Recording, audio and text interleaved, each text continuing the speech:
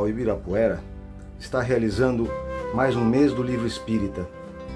Desta vez, nós estamos falando sobre um dos livros menos conhecidos daqueles que nós chamamos da codificação, obras fundamentais do Espiritismo. Trata-se do livro O Céu e o Inferno. Quem vai falar a respeito desse livro será nosso companheiro Hervé, que participa no Centro Espírita Luiz Ismael. Estamos aqui reunidos para um bate-papo sobre a obra O Céu e o Inferno de Kardec. Antes de falarmos da obra, eu gostaria de dividir com vocês um pequeno exercício que eu fiz a fim de situar os conceitos de inferno e do diabo na nossa cultura atual, para melhor preparar a minha palestra. E eu comecei pesquisando o significado do termo inferno no dicionário. E o que eu encontrei como definições de inferno foi morada do demônio, ou o inferno é o lugar destinado ao suplício das almas, ou o inferno, lugar de tormento eterno.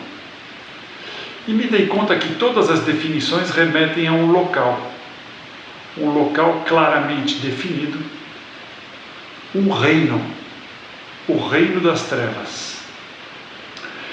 E junto com a minha pesquisa, a internet me trouxe algumas expressões corriqueiras que utilizamos no dia a dia relacionadas ao inferno, do tipo, vá para o inferno, ou calor infernal. Depois eu fiz o mesmo exercício com a palavra diabo. E como definições o dicionário me trouxe anjo rebelde, ou espírito do mal, ou rei das trevas, todas aludindo a um ente ou uma personalidade responsável por um lugar ou um reino no qual se praticava o mal. Também nesta pesquisa apareceram expressões do nosso uso diário e corriqueiro, tais como o diabo que o carregue, ou ele tem o diabo no corpo, ou o sujeito tem uma mente diabólica, ou comer o pão que o diabo amassou. E eu quis trazer para vocês, como preâmbulo, o resultado desse exercício, porque ele me demonstrou claramente o quanto persiste no imaginário popular a ideia de que há um lugar circunscrito, chamado inferno, dominado por um rei do mal, chamado o diabo, e aonde vão arder para toda a eternidade as almas julgadas inaptas de conviver com Deus no paraíso. Pedimos que acompanhem com atenção, já que ele trará informações muito interessantes a respeito do livro e da própria motivação da publicação desse livro. Vamos lá.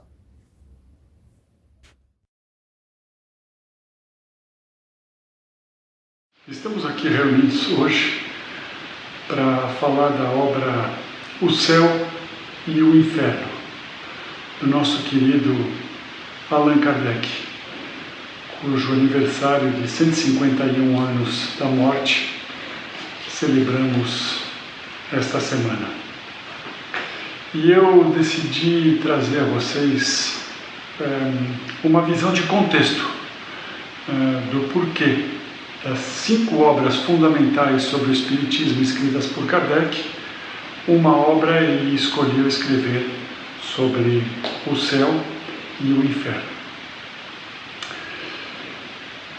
Em primeiro lugar, gostaria de lembrar que a doutrina espírita, codificada por Kardec, veio trazer uma mensagem de esperança num mundo que saía de vários séculos de escuridão, onde a humanidade assistiu a Igreja Católica, por exemplo, patrocinar as cruzadas e a Inquisição. E desde o advento de Jesus Cristo, as igrejas cristãs acabaram por construir uma estrutura de poder, terreno, de mando sobre populações e reis. E essa estrutura se construiu com base no medo. Medo do diabo e o medo do inferno eram as principais armas que as igrejas cristãs utilizavam para controlar os povos e os seus dirigentes. E foi para desmistificar esses conceitos equivocados, porém profundamente arraigados, de inferno e do diabo, que Kardec achou por bem dedicar-lhes uma obra completa, uma das 5 obras fundamentais da doutrina espírita. Fazendo um pequeno histórico,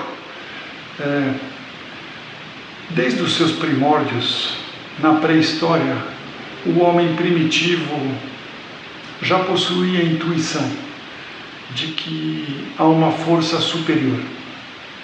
Da mesma forma, ele também intuía de que existe algo após a morte do corpo físico. Naqueles tempos, os hominídeos, ou os homens, eram muito pouco evoluídos, moralmente e intelectualmente, e lutavam basicamente pela sua sobrevivência. Por isto, colocaram as suas primeiras crenças na divindade nos elementos da natureza.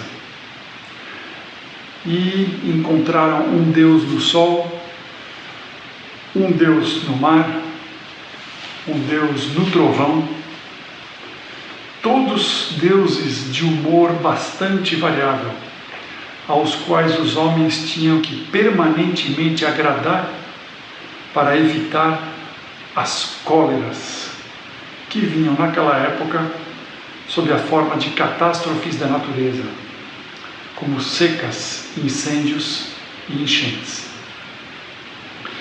Mas desde os primórdios, os primeiros homens já intuíam claramente de que ao bem correspondia uma recompensa e ao mal correspondiam castigos. Mas a lei divina do progresso também alcançou o pensamento religioso. E há aproximadamente 7.000 anos, o povo judeu desenvolveu a crença no Deus único, Criador de todo o universo. O líder do povo judeu, naquela época, Moisés, teve a incumbência de trazer a primeira grande revelação das leis divinas, que foram os 10 mandamentos. Mas a natureza humana naquela época era tão bruta e tão violenta que, para controlar a animosidade dos seus povos, os líderes tinham que muitas vezes baixar leis drásticas e severas, invocando a cólera divina. Por isso, a primeira imagem do Deus único e Criador, acalentada pelos judeus, nos traz um Deus justiceiro e implacável, o Deus da lei do talião, o Deus do olho por olho, o Deus do dente por dente. Também naquela época, com o aparecimento da religião monoteísta, aparece o primeiro conceito do diabo, personificado pela serpente na Gênese da Bíblia. O diabo era a tentação. O diabo era o que levava o homem ao mal. Porém, há 2000 anos encarna nosso bem-amado Mestre Jesus e nos traz uma nova mensagem. Uma mensagem de que Deus, o nosso Pai, é o infinito de todas as perfeições. Deus tem todo o poder, toda a justiça e toda a bondade.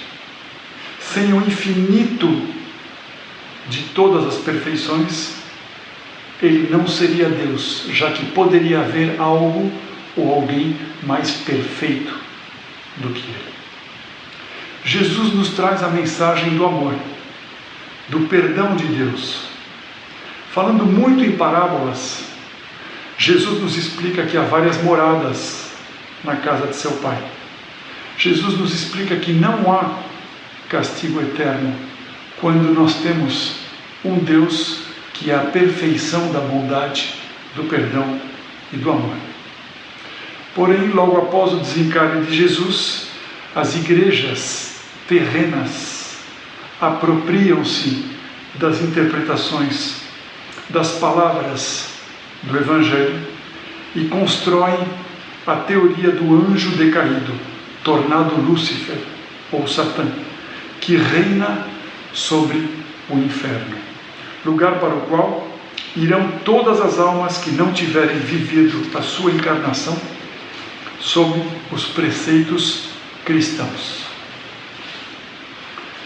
Já no século XIV, Dante Alighieri, famoso autor italiano, escreve a sua maior obra, o poema A Divina Comédia, na qual o autor é conduzido a uma jornada espiritual através dos 3 reinos do além-túmulo: o reino do inferno, o reino do purgatório e o reino do paraíso. Muito abundante em descrições sobre tudo o que ele viu na visita aos 3 reinos, a obra de Dante Alighieri marcou de tal maneira o imaginário popular que até hoje todos nós imaginamos estes 3 reinos da forma como Dante os descreveu.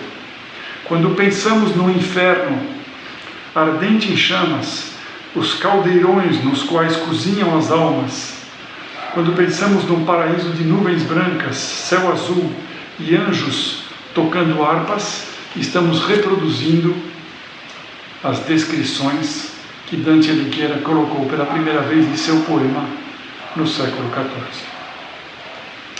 Mas chega o século XIX e em 1857 Allan Kardec começa o trabalho de codificação da doutrina espírita. Não sendo médium ele mesmo, Allan Kardec estrutura um trabalho de coleta de comunicações junto aos principais médiuns do mundo inteiro para produzir o livro dos Espíritos, manifestação da espiritualidade superior que vem nos trazer o consolo tão prometido por Jesus à época da sua vinda à Terra. O livro dos Espíritos nos demonstra, através do relato de espíritos desencarnados, que não há inferno e que não há castigo. Há consequência dos atos que cada alma encarnada pode fazer graças ao seu livre-arbítrio. Não há um reino chamado inferno, nem um reino chamado paraíso. Não há um anjo rebelde chamado diabo.